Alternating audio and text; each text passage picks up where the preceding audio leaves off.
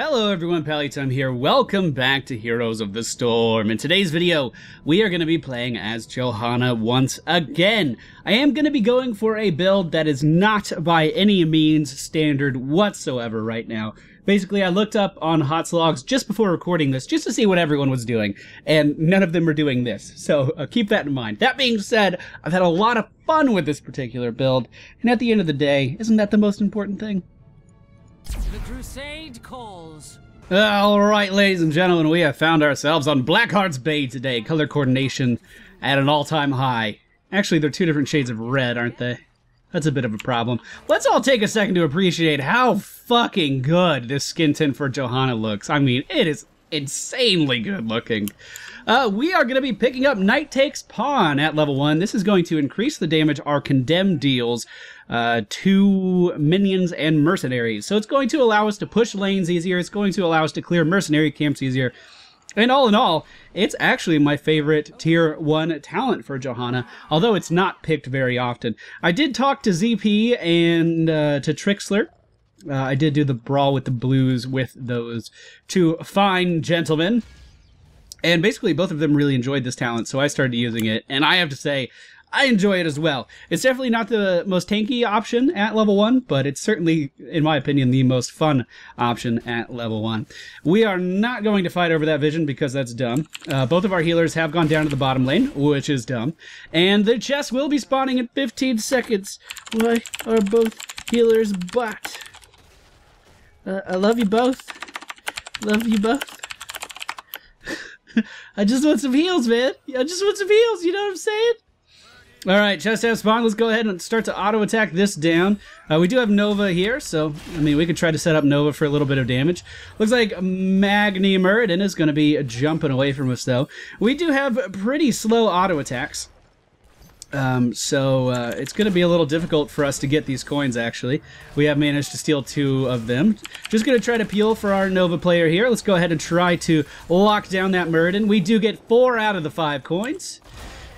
Try to blind his Brightwing, although I don't think it's going to do too much for the friendly team. Oh, the Abathur Top Hat means I need to leave. They could easily chase me down here and kill me. Going to try to put minions in between in between me and Muradin, and it looks like it works out just fine. Oh, cut that one a little close. Before we jump into the action too much, my Q ability is Punish. This is a frontal cone slow. Well, I guess it's just a cone slow that I can position anywhere. Our W ability is Condemn. This allows me to pull everything in the area towards me. And remember, at level 1, we did increase the damage on that, so we could do fun stuff like walking into this and basically killing all of these minions in one go. We will now make our way down here. We need to basically be generating XP in every single lane. So let's go down here and do that. Our E ability is Shield Glare. It is a frontal cone blind that we can use on the enemy team to make them miss their next 2 auto attacks, and it also deals just a little bit of damage. Actually, not very much damage at all. And then one of the most important things about playing Johanna is remembering to utilize your trait. It is one that you have to activate. It is not passive, and it is called Iron Skin. It will give you a shield and make you immune to CC while the shield is up. So you have to preemptively use it, and then, excuse me, you can get away from most things in combat relatively easily. We are going to have to do a full recall, but that's okay. Nova did go back down to soak XP. We are going to be picking up Eternal Retaliation at level 4. This is going to make it so we get a 0.75 second reduction off of our cooldown for every single enemy that we hit with our Condemn. So as you can see, we use it here and go from a 9-second cooldown to a 4-second cooldown. And we can just continue to do that to reduce our cooldowns throughout the course of the game. Really, really, really good, actually. Really fun in the middle of combat. For instance, we see Nova here. Hey, baby girl, how you doing? And we can pull her out of stealth in so many different ways. We're going to be able to control the flow of combat a lot more. We're going to be able to pull for our allies a lot more, and that's only going to get better at level 7. This talent build is all about the crowd control. All about the crowd control. If you're not CCing, you're doing it wrong. Alright, let's go ahead and get these coins. We're going to turn these in because I don't think anyone is paying attention to this. I still don't understand why we have our 2 healers down in the bottom lane. Are they both building for heals? Nope. Well, Tyranda's doing the standard build. Malfurion is kind of also doing the standard build, I guess. Let's come down here, try to peel for our Tyrande player. Gonna go ahead and blind this Murden in place, and we're gonna hit him with the Condemn. Boom. More coins for motherfucking Pally time. With that, we are gonna have a pretty distinct advantage there. Now, what I'm gonna do now is actually take this camp down here without losing any health at all. You can see they will be stunned for quite some time. Then we can pull them in again. They're stunned for quite some time. We'll do a little bit of damage. This is when we pick up battle momentum. We're going to use our trait to once again nullify a little bit of that damage that we're taking. And just continue to cleave these guys down very easily, very effectively. The only thing we're really losing doing this is a bit of mana. And the only reason we lost any health whatsoever is because I started doing this prior to hitting level 7. But you can see at level 7 we can walk in and take whatever mercenary camp we feel like taking on Johanna. And that is not something that she can do very easily with most build setups. So keep that in mind when you're playing this. You can actually go out and jungle. You can actually go out and split push. And it's actually a lot of fun.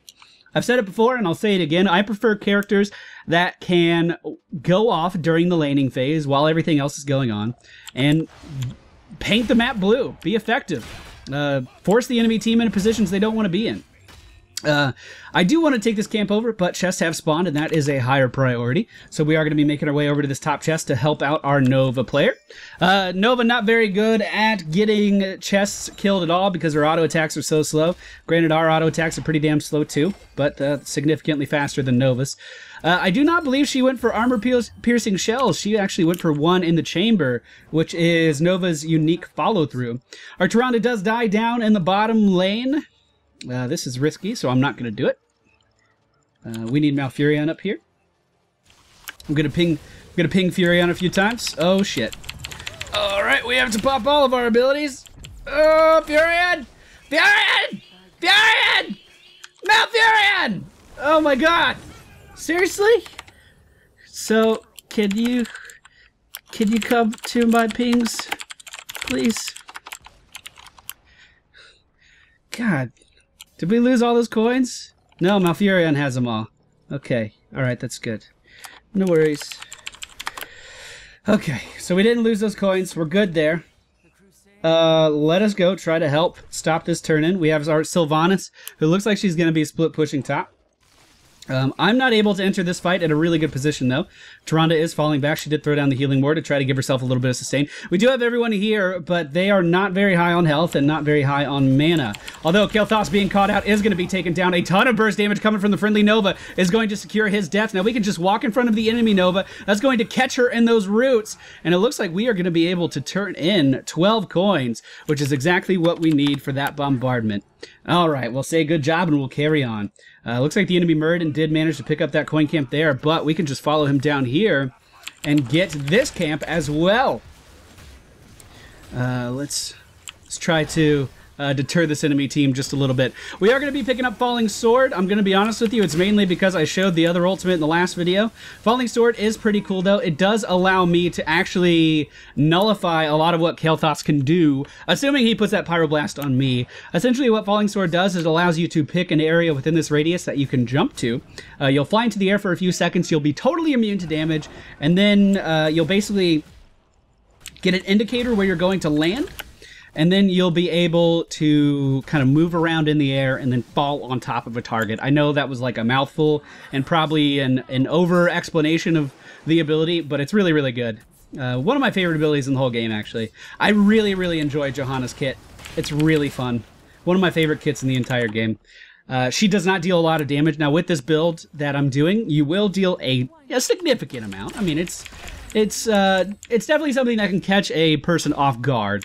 But that being said, you should not be top on damage numbers, really with any build for Johanna, as far as I can tell. The enemy team is jumping in here pretty hard. We're just going to peel for our Sylvanas here, catch those guys in that Condemn, group them up a little bit, move down to this lane, try to push it a little bit. I mean, I said this in the last video as well, it's my job as Johanna to make room for my teammates. I don't want to initiate too hard, because she's not really good at that. She's great at making space, not really at going deep into the enemy team. At least that's my opinion of her. That may not be true. Again, she just came out. I've only been playing her for a day, And these are still more or less my initial impressions of the character. Definitely up to change in the future. The enemy team is turning in their coins right now. Nothing we can do about that, so we're just going to come top. And again, with this Condemn, we deal 400 damage every time we suck people in. And then, basically, when you get a full minion wave like that, you have barely any cooldown whatsoever. And we're coupling that with our battle momentum, which is going to allow us to clear lanes incredibly, incredibly effectively. Nailed it. All right, I'm going to go over here. The enemy team is getting this bottom camp. That's totally fine. We can get this top camp very quickly. Gather these guys up. Cleave them down. And then we just auto attack. Ideally, you want to spread your auto attack damage out pretty evenly here, because remember, your cooldowns are reset more for each enemy that you drag into you. So you kind of want as many enemies here for as long as possible, just so you can get more condemns off. We can see, very, very easy to take mercenary camps with this particular build. We do have 6 coins on us right now. Let's make our way middle, take care of this mercenary camp. I mean, at the end of the day, yes, we are a tank, but lane control is also incredibly important in this game. I think we can all agree on that if you've watched or played this game for any amount of time. Murden potentially being caught out in a bad spot. He is going to use his leap to get away. I was just a little too slow with that body block. But let's go ahead and chase these guys until the ends of the earth. We will hit them with the blind. They do get hit by the precision strike of Nova. And now we are going to jump in and try to continue to chase, landing on top of the enemy Brightwing and Nova. Just trying to position myself for body blocks at this point. The enemy Brightwing is going to get stunned and taken down. Great job by the friendly team. Now I think the best thing we could do is actually move up here to take over this mercenary camp. We are going to be picking up Burning Rage, which is only going to increase the amount of AoE damage that we can deal. Burning Rage, we deal 38 damage per second to nearby enemies. So just by standing here in the middle of this mercenary camp, we are dealing more damage. We are going to be able to clear this out incredibly quickly, although we are out of mana at this point, so we are going to have to do a hard recall from here. The friendly team looking like they're still pushing. When the chests are still up, they definitely need to fall back for these. We had numbers advantage for quite some time and didn't actually use that to any of our benefit. I don't believe we pushed too much here. Maybe taking out 2 towers, really nothing that meaningful. The enemy's evolved monstrosity is pushing, and once again, because of our build, we can just take that out damn near instantaneously. This is a phenomenal build for countering Abathur pushes. We are going to make our way to the coin turn in. We know we're safe here because the enemy team is dealing with this mercenary camp that we were able to take over by ourselves at the top of the map. So we have 9. Okay, we have more than enough here. Fantastic. This mercenary camp, these siege giants are pushing down the bottom lane right now. We know that Nova's by herself, because once again, we saw the enemy team up top. We have found Kael'thas. We have hit him with the Condemn. We are going to go ahead and pop our Iron Skin, which is going to mitigate a little bit of damage, but I can't go too much further into the enemy team here. The triple tap coming out is going to be blocked by me. Yes, indeed. Go! Yes! We totally nullified the Pyroblast there by flying into the air with our Falling Sword ability. Nova is going to get in stealth just in time. I'm so glad that worked. That actually did not work at all in the way that I thought it was going to. I thought once we were in the air that the Pyroblast just wasn't going to do anything. I actually got really lucky with my timing there. I thought the Pyroblast was just going to stop chasing me, but instead, when I went up into the air, the Pyroblast actually continued to follow me to my jump location and then just impacted on nothing, as if my character was still on the ground, but just invisible and immune to damage. Very, very, very interesting. That is not what I was expecting to have happen at all. We are going to be... actually don't know. Imposing Presence isn't bad, but they don't have a ton of auto attack damage. Let's just go for a Condemn creates a Spinning Hammer. That's going to give us a little bit more damage. That's going to increase our clear speed just a little bit. Not a ton, but just a little bit. I'm totally fine with going for like boss right now. I don't think that's a bad idea, but it looks like the friendly team is wanting to jump into the enemy team here. We are going to hit Brightwing with the Condemn and with basically all of our abilities. I'm chasing pretty deep here because we are immune to CC. I am going to have to ult out of here. Here we go. Boom. Falling back down by our healers with our Falling Sword. And we should be fine. Let's just disengage. Please just disengage. We have a ton of... Okay, we're going to have to fight it, huh? Alright. All right, here you go. That's everything I have. Iron Skin coming out to try to mitigate some of this damage, but that's all I got, and I'm gonna fall. Luckily, I didn't have any coins on me. Muradin is gonna die with those 2 coins. Will our Tyrande be able to live through the burst damage of Nova? The answer is yes. Please leave. Please be safe. I love you. Oh God, this is nerve-wracking. Either turn him in or go back. Don't go into the enemy's base. Oh my God. Oh, it's terrifying. Okay, Kael'thas doesn't actually look like he's trying to come in here. Brightwing, they're clearing the lane. So our friendly teammates here. Okay. Whew. Oh, man. Oh, I don't know if my heart can take that kind of suspense. Please don't do that again. Every single mercenary camp except for 1 is up right now, so we should be focusing on that. After the next team fight, it would be pretty advantageous for us to go for a boss kill. But let's just make our way up to these top bruisers right now. Tyrande potentially in a bad spot over here at the bottom, but hopefully she'll be okay.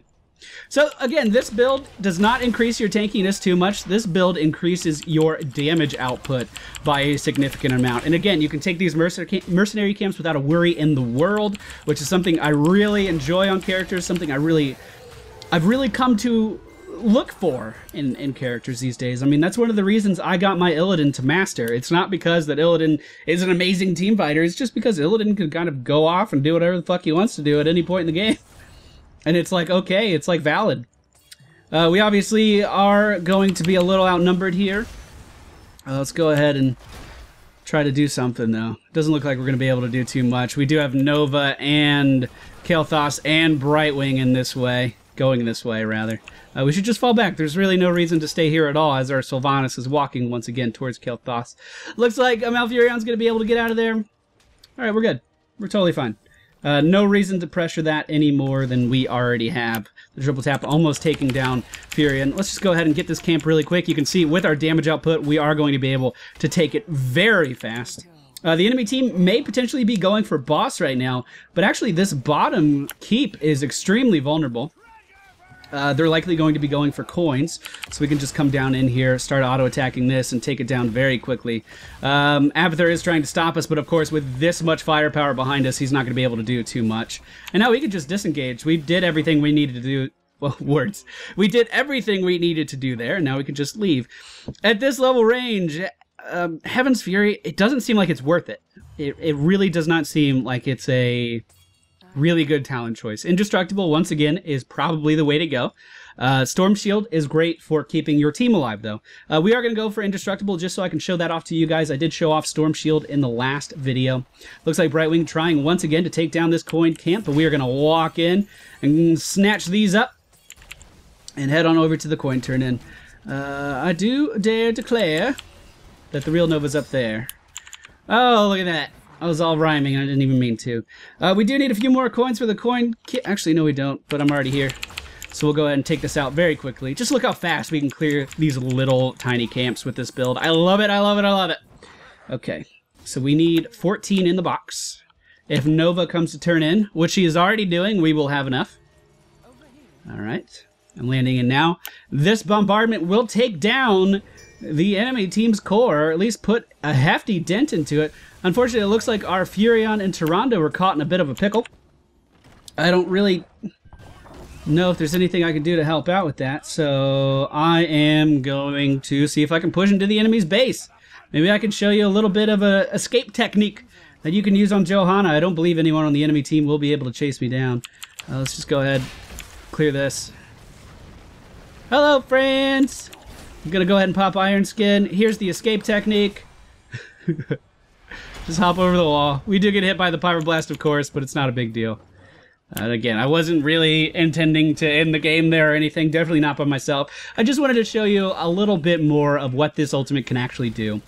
I actually, you know, sometimes when you see a new character being released, it's pretty easy to tell which ultimate is going to be the dominant ultimate. You can see Muradin jumping in here, but is not able to crowd control me because Iron Skin is active. Unfortunately, I am going to be crowd controlled like crazy here. This is the indestructible talent you see on me right now. Unfortunately, that shield was not enough to keep me alive. That bombardment only did 50% core damage to the enemy team. It is possible that they had some towers left behind that were destroyed with that bombardment that I just didn't see. But I know all the keeps were dead for sure. So when I'm back up, we should team fight and go for boss. Sound good? I think I'm the only one that's actually been talking at all this game, which is a little discouraging. Sylvanas recalling with 5 coins. No one saying a word. Malfurion pushing middle. I do like Tyranda's color coordination. Looks like she is going to start to be bursted down by the enemy Nova. She's going to use that Starfall very aggressively, and they do actually take out the real Nova there. Brightwing looked like she was coming in to help, but is going to have to blink heal to a minion to get out of there safely. We saw the damage coming from Kael'thas down here, so I'm going to ping danger in that direction, although I don't even know if the enemy team is reading chat, looking at their minimap or anything. Not to say, or excuse me, the friendly team. Not to say anything bad about them, it's just that we haven't had a lot of communication this game. Looks like they are trying their hardest to push into the enemy team right now. That stun is going to hit Muradin, but of course, when he's in Avatar, he is going to have crowd control reduced quite a bit on him. And potentially, the friendly team starting to fall into Pyroblast range, and they need to be very careful. The Condemn is going to catch several members of the enemy team. The stun is going to hit Brightwing and Muradin. Let's go ahead and jump in here, try to cut him off. The Iron Skin coming out. A great precision strike is going to force him back in the other direction. Is it going to be enough to take down Muradin? I don't know, but okay. Nova, ever so confident, said yes. We do only have 9 coins. We need 20 for a bombardment, but we should just be able to walk here and deal some damage. The enemy Nova is, of course, present, but we have 2 healers, so it shouldn't be too big of a problem. Several lanes are being pushed into the enemy team right now. We're going to go ahead and pop Iron Skin, throw a blind out that way. She should be totally fine. But we do need to back out now. Indestructible will proc if I get too low on health. We were just below that. We should go for boss. Or something. I mean, we need to do something with our time right now.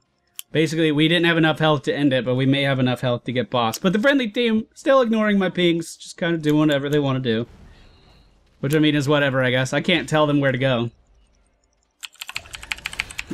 You can lead a horse to water, but you can't make him drink, right? Isn't that the saying? So, the game is going to end to catapult damage, I guess. I didn't actually think it was going to progress that far. Several members of the enemy team were respawning. I thought they were going to try to push it back. Maybe they just sat in the base, though. That was a little weird. Yeah. We could have gotten those coin camps. We could have ended the game with that. We could have gotten boss. We could have ended the game with that. We were really in a dominant position for the entirety of that match. If we go ahead and look at the stats, you could see that I was 10-3. This is not the tankiest damage in the world, but what you should be impressed by is the amount of siege damage that this can push out. I mean, as Johanna, you're always going to be focused on crowd control, but this was a form of a crowd control build that is also very effective at clearing lanes and taking mercenary camps. Also, keep in mind that with Eternal Retaliation and Battle Momentum together, it means you're going to be able to use your Condemn a ton more. It means you're going to be able to use your Ultimate a ton more, and your slows as well. I mean, it becomes... You basically get to the point where your cooldowns are reduced so much that you're going to be able to peel for your team very, very effectively throughout the course of a game. But that's all for me today, guys. I hope you enjoyed today's video. If you did, please be sure to hit the thumbs up button below. That's always a weird sentence. I always have a hard time with that. And if you're new to the channel, I encourage you to subscribe. We'll be back with more Heroes of the Storm very shortly, and I'll see you all next time.